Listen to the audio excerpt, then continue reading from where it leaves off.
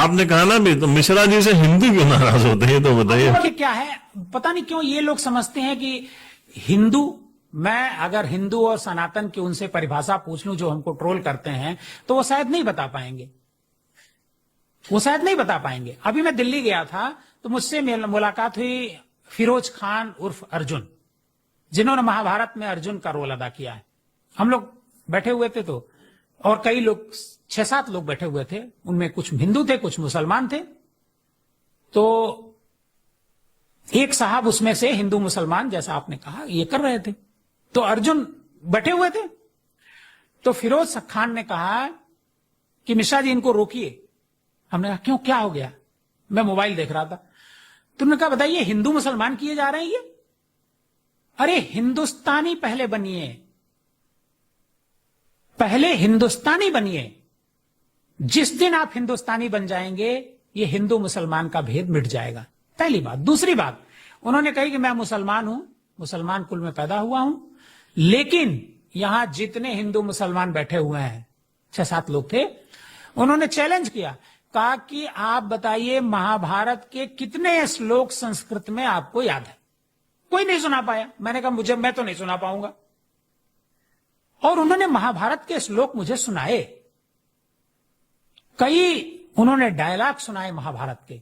आपने देखा होगा अर्जुन का रोल। अरे बहुत बहुत बहुत बहुत ज्ञान है, बहुत। तो मुस्लिम है लेकिन वो अर्जुन का रोल कर रहे हैं, वो संस्कृत में पाठ पढ़ रहे हैं। एक और नाम मैं लूंगा आपको, एक स्वामी राजेश्वरानंद जी नाम है, बहुत बड़े कथावाचक हैं, अब तो नहीं रहे बेचारे, उनके बारे में कम लोग जानते होंगे।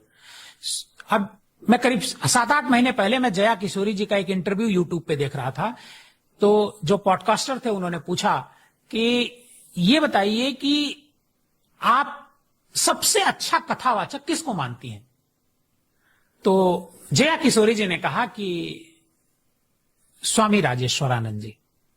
उन्होंने मुरारी बाबू का नाम नहीं लिया, उन्होंने और किसी ब्रह्मभूषण महाराज का नाम नहीं लिया, किसी और शांतनु महाराज का नाम नहीं लिया, उन्होंने लिया स्वामी राजेश्वरानंद जी।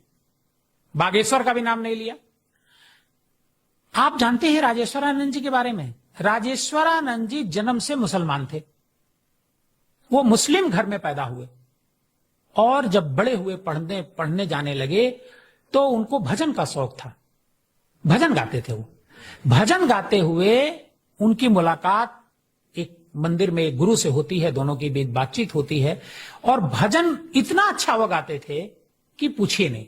आप उनका भजन यूट्यूब पे सुनिएगा, उनके टक्कर का भजन गायक और उनके टक्कर की राम कथा कोई नहीं कहता है। राजेश्वरानंद से मेरे निजी रिश्ते थे, कई बार उनसे मेरी मुलाकात हुई, ये अलग बात है, बेचारे नहीं रहे, वो कम उम्र में उनको जाना पड़ा। लेकिन राजेश्वरानंद जी मुसलमान होते हुए रामचरितमानस इतने बेहतर तरीके से गाते थे, तो फिर हिंदू और मुसलमान में क्या भेद रहा?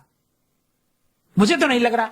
फिरोज खान मुसलमान होते हुए अर्जुन का रोल अदा करते हैं। महाभारत में 2 ही पात्र हैं महत्वपूर्ण, या तो अर्जुन है या कृष्ण है, और कृष्ण से भी महत्वपूर्ण अर्जुन है। लेकिन उसका रोल अगर किसी को कराना मिला, कोई एक्टर मिला, तो कोई हिंदू नहीं मिला। निश्चित तो ऐसा थोड़ा है कि एक्टर उन्होंने B.R. चोपड़ा ने जो है तलाश नहीं की होगी, उन्होंने पूरी तलाश की होगी। लेकिन एक आदमी कौन फिट बैठा? फिरोज खान, कि अर्जुन का रोल ही निभा सकते हैं। तो हिंदू और मुसलमान का भेद ये बहुत गलत बात है, और ये पॉलिटिकल मामला है। और वैसे भी अब तो जाति की गणना होने जा रही है, तो मुझे लगता है हिंदू मुसलमान को किनारे कर देना चाहिए और जाति पर ध्यान देना चाहिए कि कौन जाति हुआ वो। मतलब सर, कुल मिला के अगर आप